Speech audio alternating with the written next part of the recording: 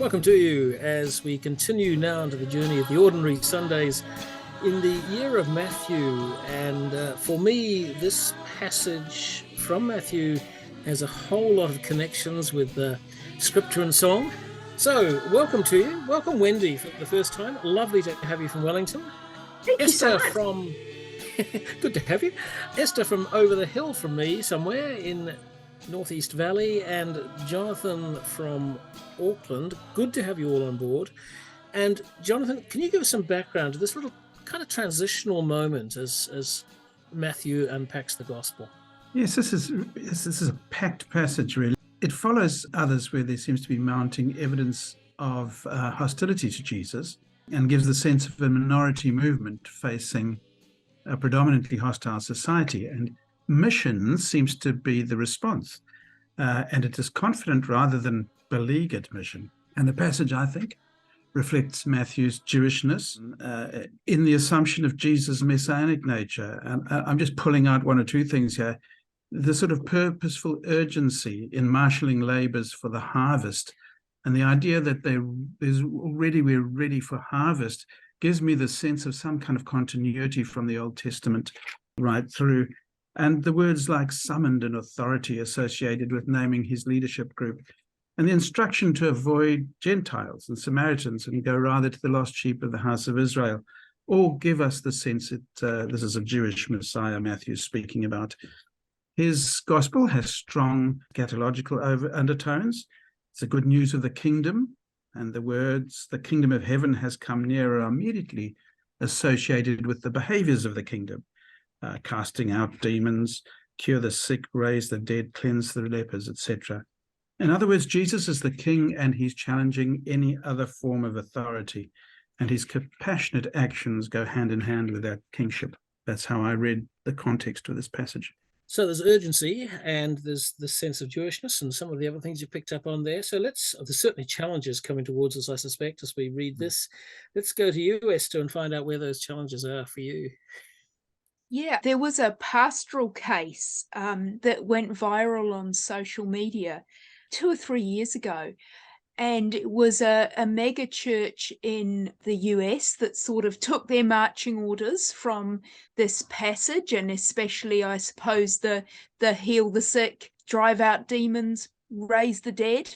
And there was a pastoral case which went very tragically wrong, let's just say. And so as I come to this reading, and at first perhaps there was a risk, my eyes glaze over and I think, oh, that's Jesus and his disciples doing Jesus-y stuff that doesn't relate much to today. But to come back and assume it does speak directly to us requires some pastoral nous and some common sense, but not too much common sense. Because I do think Jesus is inviting us into this ministry, into the world that is mysterious and powerful and sometimes miraculous. So it takes some balance. So the challenge there that I'm hearing straight away is this balance, pick up your last word there, and walking between the mystery and the actualities and complex. Let's go to you, Wendy, because there'll be challenges. Yeah, there certainly were. I love the naming of the disciples, or the apostles, and I got sort of caught up in the whole what's an apostle, what's a disciple, and that these names of these men who walked alongside Jesus, they're synonymous now with the stories that we know with them. Like Peter always comes first, Andrew's always second because he's his brother, and then they all have their different roles to play in the Gospels. But actually what Jesus is doing is he's really clearly saying to them, go and do this. Pray for people in the harvest. And what they suddenly realize is that, yes, while they're praying for people to bring in that harvest, they are actually the answer to that prayer. And I think that's true for all of us. We're to pray that people would come to know Jesus and that they would come to join us in this harvest. But actually, we ourselves have a real clear responsibility in order to follow that and to do something that's real and be out there in the main streets. And that's deeply challenging, risky, isn't it? That we put ourselves out by praying. We've got to be prepared to get in there. Jonathan? Yes, I struggle to find challenge in this passage, unless it's the rather obvious one of Jesus limiting his messiahship to, or at least his activity to the house of Israel, as it were. But I've always thought, this is Jesus or Matthew's emphasis on Jesus being a Jewish Messiah, and he's giving them an opportunity to get some practice in before he sends them to the four winds. And I suppose that's the challenge that I see.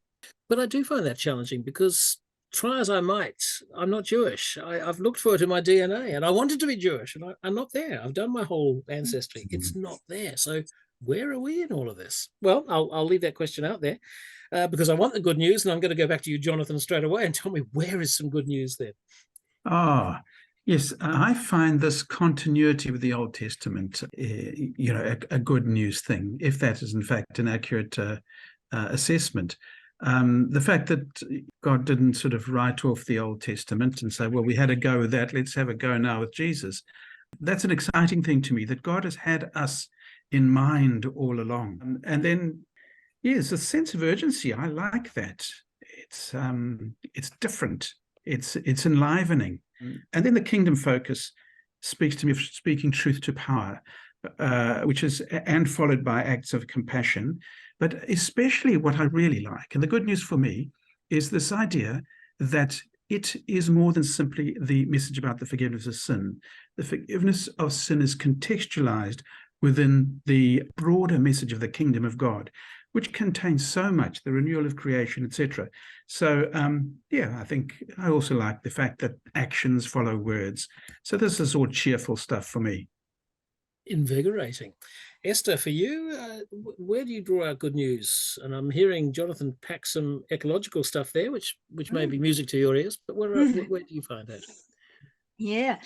For me, there's good news and some practical mission advice, as the others have been alluding to, in this bit that Jesus has about the harvest is plentiful, but the laborers are few. Because sometimes in our various Anglican spaces I've been, sometimes it can feel the opposite, can't it? If we're going to be really honest, it can feel like, perhaps look around and half the congregation is has a theology degree, or is a lay minister, or is a retired priest, but maybe no one new has come for a year or two or something like that. And people can get very discouraged and very inward looking.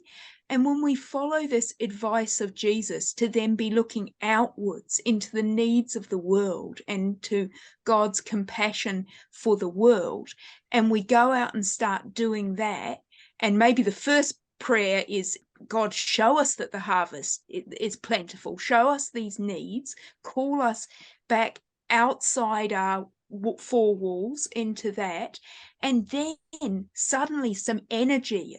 Jonathan, I liked what you said, some energy really starts to come, and we say the next bit of the prayer, pray to the Lord of the harvest to send out the workers, and we find new co-workers and new connection and new community. So we'll pick up that word energy. That's going to be really vital, I think, if we're going to be applying this passage. Wendy, for you? For me, the energy is behind the model of discipleship that Jesus has been working with his 12, especially. They've been able to walk alongside him, and they're not particularly men of great wisdom or education. They're just ordinary, everyday people, and yet they've been alongside him. They've been able to watch what he's done, to ask him questions, and then he's given them authority to go out and do the same thing that they've seen him doing. So it gives them like a training ground, which they can then go away and practice, I guess, while he's still around, and then come back to him with questions or answers. And it's such a good teaching and learning model for discipleship, I think. It's quite remarkable, because we often feel that we've got sort of very ethereal gospel, and here's Jesus really going, let's do it step by step. Let's work this one out, and that could be encouraging for us as well. But let's also ask the questions of where we apply it in our own lives, because I think the so what thing, we're not in the same position as these disciples. So Esther, how do we apply it? How do you find this sort of stuff applies? Well, I'm drawn to the bit about driving out impure spirits, actually, and I really love some biblical scholars like Walter Wink and Chad Myers, who've investigated demons in the New Testament. They would suggest that they're not invisible bad people with horns. You know, they're the principalities and powers. Perhaps they're the spiritual dimension of really big, complex evil that oppresses the people, among other things. And so I'm thinking of things like, as Jesus is sending us out to address these things like war and poverty and colonization and wrecking the climate. And for me, Jesus is announcing here God's kingdom of justice and love and sending us out to confront those structural evils. And when we do that work, we can have confidence that we're doing it with a real authority, because those forces can't withstand the love of God. I find that really powerful, because so often we're locked away in a little holy huddle, but when we see Christians who are out there in that kind of activist mode, because Jesus tells us to be, and we've seen some remarkable people across the range of activism. I think you're telling us that you hear we can't sit on our backsides, having read this passage. Jonathan, for you, application and so what? Yes, I suppose I touched on one thing. The thing to me, I approach this from the point of view, what should I be busy with, is speak a gospel that is broader than just the forgiveness for sin. And I like what Esther said about the demonic. Be aware of the forces arrayed against the gospel, whatever they might be. And so be intentional. This is something that, be intentional about what they used to call gossiping the gospel. And here's a slightly controversial one, and I've edited it a bit. Impress upon those who are authority figures in the church that Jesus sent out their predecessors with a particular task, and don't neglect to lead in this very thing, word and action. So again, a focus, a recognition of gifts, a getting out there and doing, and not being armchair faith people. For you, Wendy, a final word, this kind of application in your world, in where you minister and in your life. I guess Jesus saw the distress of his people, and I think all of us are asked to see that distress that's out in the world. What must he think of the world today? But I think about our families. What's happening in our families or our neighbours where they are experiencing distress, and how are we praying for them, getting alongside them and praying that God would meet them in a really real way, and offering prayer. I think it's to go back to the basics and to say to people, look, would you like me to pray for you? I believe Jesus makes a difference, and if you don't want me to pray for you, that's fine, but I'll just pray in my own heart or whatever. But it's a powerful tool. It's a powerful tool, and we've reflected already that we've also got to be prepared to be a part of the answer to that prayer. So thank you for holding us back into that side, that dimension as well. It's a beautiful passage. It doesn't leave us in an armchair, and thanks for being a part of finding that energy. And hopefully this Sunday we'll be energized. We'll be renewed in that sense of mission. Esther, Jonathan, Wendy, thanks for being on board and breaking open the gospel.